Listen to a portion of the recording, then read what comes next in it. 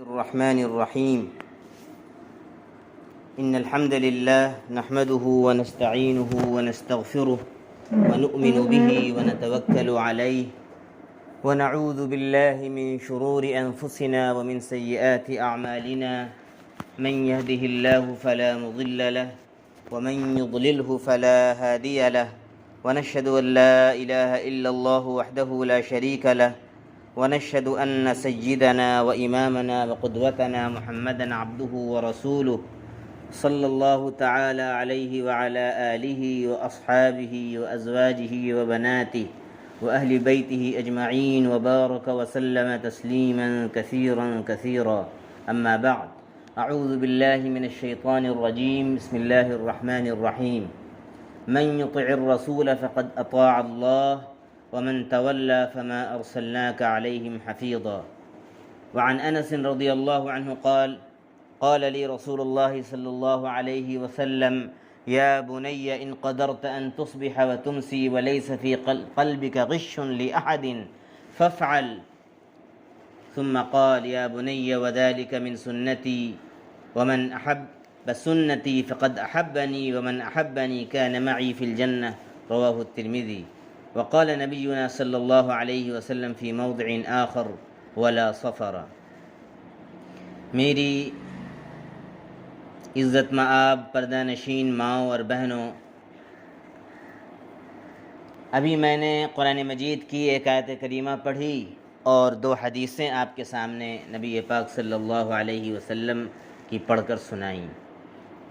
سب سے پہلی چیز یہ ہے کہ یہ جو مہینہ چل رہا ہے سفر کا، نبی پاک صلی اللہ علیہ وسلم کی تشریف آوری سے پہلے جاہلیت کے زمانے میں عرب کے لوگ جو 4 حرمت والے مہینے ہیں، محرم، ذی قعدہ، ذوالحجہ اور رجب، تو اس کی بے حرمتی کا ایک نیا طریقہ انہوں نے ایجاد کر لیا تھا کہ کسی ایک حرمت والے مہینے کو وہ آگے پیچھے کر دیتے تھے اور اپنی مرضی سے کبھی سفر کو وہ حرمت والے مہینے میں شمار کر لیتے تھے اور دوسرے مہینے کو ہٹا دیتے تھے، اور اس میں پھر وہ جو کام نہیں کرنے چاہیے، جنگ اور قتال وغیرہ جو منع ہے، وہ کرتے تھے اپنی مرضی سے۔ تو سفر کے مہینے میں یہ بھی عقیدہ تھا کہ سفر کا مہینہ اچھا نہیں ہے۔ جیسے آج بھی بہت سے لوگ ایسے ہیں مسلمانوں میں سے، آپ بعض جنتریاں اٹھا کر دیکھیں گے تو اس میں لکھا ہوا رہے گا کہ فلاں تاریخ سعد ہے، فلاں تاریخ نحس ہے۔ تو نبی پاک صلی اللہ علیہ وسلم نے اپنے اس پاک ارشاد میں اس کی صاف طور پر تردید فرمائی اور اس کا غلط ہونا آپ نے بتا دیا۔ لا صفر، یعنی سفر کا منحوس ہونا یا ایسا عقیدہ رکھنا یہ بالکل صحیح نہیں ہے، یہ بالکل غلط ہے۔ کوئی بھی دن، کوئی بھی مہینہ ایسا نہیں ہے کہ وہ کوئی سعد ہے، کوئی نحس ہے، کوئی اچھا ہے، کوئی برا ہے، کسی میں اچھا کام کرنا چاہیے، کسی میں نہیں کرنا چاہیے، کسی مہینے میں اگر ہم کوئی کام کریں گے، شادی بیاہ کریں گے تو وہ خراب ہو جائے گی، اس کا انجام خراب ہو جائے گا۔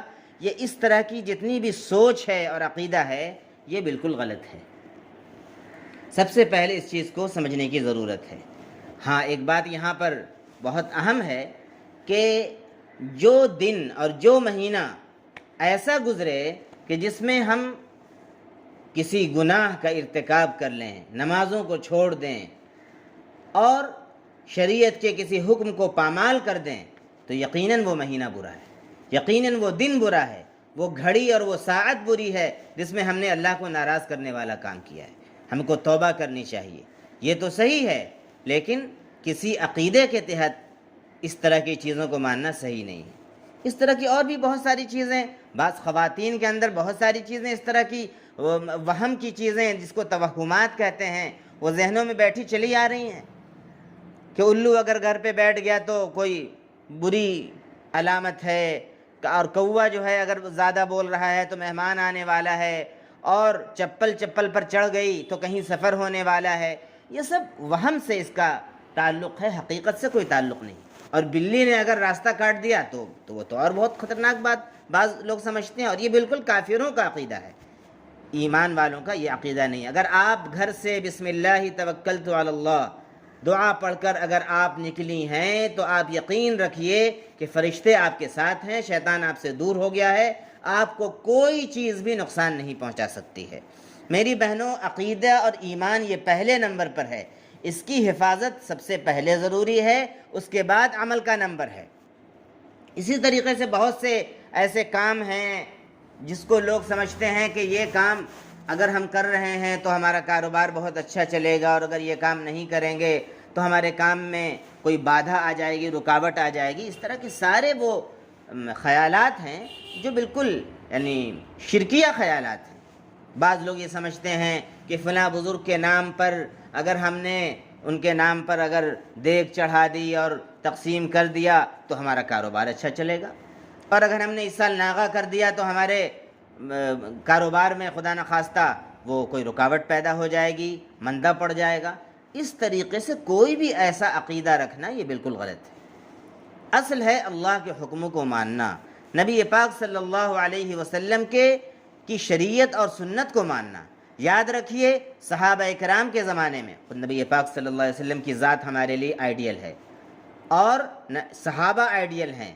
نبی صلی اللہ علیہ وسلم کی گھر والیاں، جو خواتین آپ کی جو پاک بیویاں ہیں، آپ کی جو پاک بیٹیاں ہیں، اور جو عام صحابیات ہیں، وہ ہمارے لیے رول ماڈل ہیں۔ کیا دنیا کہتی ہے، کیا خواتین کیا کہہ رہی ہیں، لوگ کیا کہہ رہے ہیں، دنیا اس سے ہم کو کوئی مطلب نہیں ہے۔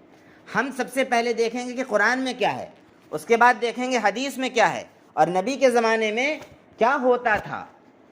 جتنا ہم پیچھے کی طرف جائیں گے، نبی اور صحابہ کے دور کی طرف دیکھیں گے، کتابوں کو پڑھیں گے، اتنا زیادہ ہم اصلی مسلمان ہوں گے، ہمارا ایمان مضبوط ہوگا، اللہ پر بھروسہ مضبوط ہوگا، اور اللہ تعالیٰ دنیا اور آخرت میں ہم کو کامیاب کرے گا۔ اور اگر ہم خدا نخواستہ اپنے زمانے کو دیکھنا شروع کر دیں کہ ہمارے زمانے میں کیا کیا ہو رہا ہے، لوگ کیا کہتے ہیں، اور دنیا کتنی فیشنیبل ہو گئی ہے، ترقی کر گئی ہے، آپ دنیاوی ترقی کو دیکھ کر اگر متاثر ہیں اور اپنے اسلام سے خدا نخواستہ آپ احساس کمتری کے شکار ہیں، تو یہ پوری امت کی خواتین کو اور مردوں کو پیچھے لے جانے والی چیز ہے۔ آج دیکھیے کتنی ایسی خواتین ہیں ماشاءاللہ، آج کے زمانے میں بات کر رہا ہوں، جو اپنے کردار سے، اپنے عمل سے اسلام کا نام روشن کر رہی ہیں۔ ابھی 2 سال پہلے آپ نے دیکھا تھا کیرل میں ایک قانون ان لوگوں نے بنا دیا کہ صاحب حجاب پہن کر اسکولوں میں آنا صحیح نہیں ہے۔ تو نوجوان اسٹوڈنٹ طالبات وہاں کی، انہوں نے کتنی غیرت کو ثبوت دیا اور اسلامی حمیت کو ثبوت دیا۔ اور خاتون ایک پردے میں، ایک مسکان نامی لڑکی، اس نے کئی ایسے وہاں پر لفنگے قسم کے لڑکے جو شرکیہ نعرے لگا رہے تھے، اس کے مقابلے میں ڈٹ گئی اور اس نے اللہ اکبر کا نعرہ لگایا۔ یہ اسلام کی بیٹی ہے، یہ حضرت فاطمہ رضی اللہ عنہ کے طریقے پر ہے، یہ حضرت عائشہ رضی اللہ عنہ کے طریقے پر ہے۔ ابھی آپ کل پرسوں آپ نے دیکھا ہوگا 15 اگست کے موقع سے ایک ویڈیو وائرل ہو رہی ہے، بہت بڑی ایک اس زمانے میں ایک مثال پیش کر کے دکھا دیا ہے۔ ایک ہماری بہن ہیں کیرل میں، وہ وہاں کی وزیر ہیں، باقاعدہ سنسد ہیں، اور جب وہ پریڈ میں گئی ہیں تو باقاعدہ پورے پردے کے ساتھ۔ یہ اسلام کا نام روشن کرنے والی خواتین ہیں۔ ہم لوگ تو نام لینے والے بہت ہیں، ہم ایسے مسلمان ہیں، ہم فلاں مسلمان ہیں۔ یہ سوچنے کی بات ہے اور عبرت کا مقام ہے۔ مسجد میں یہ بات عرض کرتا ہوں کہ ایک مرد اگر وارڈ ممبر ہو جائے آج، تو اگر داڑھی رکھی بھی تھی اس نے داڑھی کٹا دے گا، اور اگر کوئی خاتون ہے وہ ذرا سا کسی عہدے پر آ گئیں، اب بس اپنا چہرہ کھول دیا انہوں نے، نقاب ہٹا دیا۔ یہ کون سی ترقی کی بات ہے؟ یہ کون سا آپ نے اسلام کا نام روشن کیا؟ یہ کون سا آپ نے اللہ تعالیٰ کو خوش کرنے والا کام کیا اور نبی کو خوش کرنے والا کام کیا؟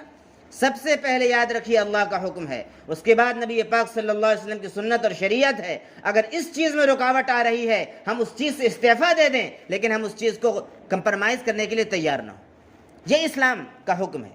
اور ظاہر ہے کہ کیرل میں ان طالبات کی ان کوششوں کے نتیجے میں آج اللہ تعالیٰ نے وہاں پر حکومت بدل دی، دوسری حکومت آ گئی، اور انہی خواتین کو، جن بچیوں کو روکا گیا تھا، پردے کے ساتھ اعزاز کے ساتھ ان کو وہاں پر داخلہ دیا گیا۔ جب کوشش کی جاتی ہے، جب قربانی دی جاتی ہے اسلام کی خاطر، تو اللہ تعالیٰ پھر راہیں کھولتا ہے۔ کیا صحابیات نے عبادت ہو، نماز ہو، روزہ ہو، حج ہو، زکوٰۃ ہو، حتیٰ کہ جہاد میں کیا صحابیات نے شرکت نہیں کی؟ حضرت عائشہ رضی اللہ عنہا نے شرکت نہیں کی؟ مجاہدین کو مرہم پٹی کرتی تھیں اور پانی پلانے کا کام کرتی تھیں۔ وہ کس چیز میں، ان کو کس چیز کی لالچ تھی؟ وہ کس چیز میں آگے بڑھنا چاہتی تھیں؟ ان کی زندگیاں تو ہمارے سامنے ہیں، اور ان کا جو مقام اس کی وجہ سے ہوا، اللہ تعالیٰ نے دنیا ہی میں کہہ دیا رضی اللہ عنہم ورضوا عنہ۔ یہ وہ مرد اور خواتین ہیں جن سے اللہ راضی ہو گیا اور وہ اللہ سے راضی۔ ان کو ہمیں اپنے سامنے رکھنے کی ضرورت ہے کہ انہوں نے کیسی زندگیاں گزاری۔ دنیا کو اور دنیا کے سامان کو انہوں نے اس کو اہمیت نہیں دی۔ اس کو دیکھ کر ان کے دل میں طرح طرح کے خیالات جو ہم لوگوں کے دلوں میں آتے ہیں وہ نہیں آتے تھے۔ آج ہم لوگوں کی زندگی میں یہ پیمانہ ہو گیا ہے کہ اگر ہمارے یہاں بہت پیسے آ رہے ہیں اور گاڑی آ گئی ہے تو اس کا مطلب اللہ تعالیٰ ہم سے خوش ہے۔ بعض لوگ یہ سمجھتے ہیں، اور خدا نخواستہ کسی کے گھر میں اگر اتنی زیادہ فراوانی نہیں ہے تو وہ یہ سمجھ رہا ہے کہ اللہ تعالیٰ ہم سے ناراض ہے۔ امیری اور غریبی یاد رکھیے، یہ اللہ تعالیٰ کی خوشی اور ناخوشی کا پیمانہ ہرگز نہیں ہے، ورنہ نبی پاک صلی اللہ علیہ وسلم کے گھر میں 2 مہینے فاقہ کیوں ہوتا؟ آپ صلی اللہ علیہ وسلم دیکھا جائے تو آپ کی زندگی، آپ کے گھر میں 2 مہینے چولہے نہیں جلتے تھے۔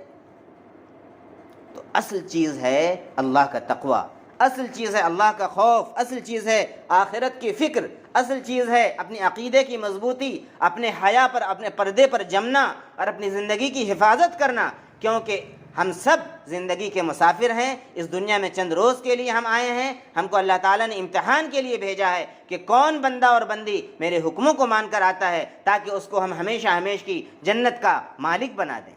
اصل مزہ تو جنت میں ہے، اصل آرام تو جنت میں ہے۔ دنیا میں لاکھ آدمی آرام اور آسائش کی چیزیں خرید لے، لیکن یہاں بیماری بھی ہے، یہاں دشمنی بھی ہے، اور سب سے بڑھ کر یہاں موت ہے۔ اور جنت میں وہاں پر ہمیشہ ہمیشہ کی راحت ہے۔ موت کو ختم کر دیا جائے گا، موت کو بھی موت آ جائے گی، اور وہاں پر نہریں ہوں گی، وہاں پر باغات ہوں گے، اور وہاں پر آدمی کبھی بوڑھا نہیں ہوگا۔ اصل مزہ تو جنت میں ہے۔ نبی پاک صلی اللہ علیہ وسلم نے ارشاد فرمایا، اللہ تعالیٰ فرماتا ہے حدیث قدسی میں نے اپنے نیک بندیوں کے لیے جنت میں ایسی چیزیں تیار کر کے رکھی ہیں جن کو کسی آنکھ نے دیکھا نہیں ہے، کسی کان نے سنا نہیں ہے، اور کسی کے دل پر خیال بھی نہیں گزرا۔ جنت میں ایسی نعمتیں ہیں۔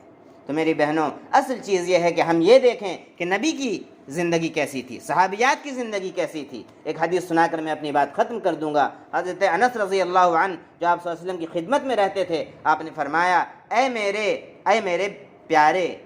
پیارے بیٹے۔ آپ نے شفقت سے ان کو بیٹا کہا، پھر فرمایا کہ دیکھو، اگر تم سے ہو سکے تو صبح اور شام اس حال میں کرو کہ تمہارے دل میں کسی کی طرف سے بھی کینہ نہ ہو، دل تمہارا صاف رہے۔